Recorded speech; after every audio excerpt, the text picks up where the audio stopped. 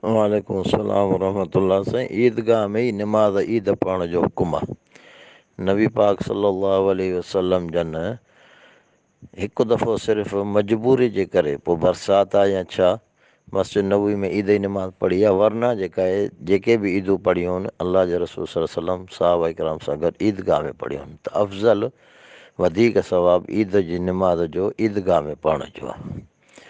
बाक़ी ॿियनि जाइनि ते जाइज़ आहे। अॼुकल्ह ईद जो कॉन्सेप्ट ई ख़तमु थी वियो आहे। जेको तो रुसे उहो तो घिटीअ में ईद करे, इहो हुकुम ई न आहे। ॿियो बाक़ी जेको सुवालु आहे,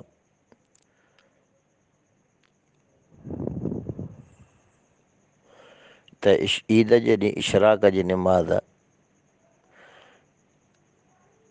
नथी पढ़िजे, इन जो सबबु असुलु छा आहे त अलाह जे रसूल जो हुकुम आहे, साहबा इकराम जो अमल आहे, त कंहिं बि शख़्स खे ईद जी निमाज़ खां अॻु में जेकॾहिं नफ़िल पढ़ंदे ॾिसंदा त मना फ़रमाईंदा।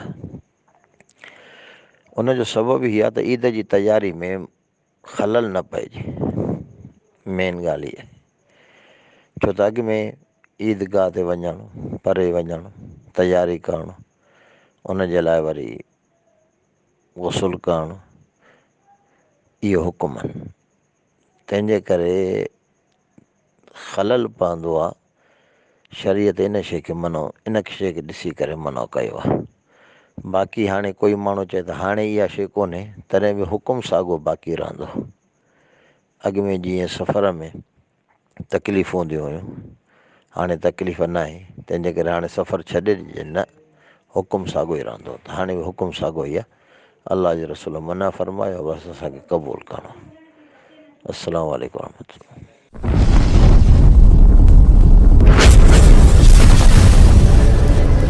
Subscribe my YouTube channel.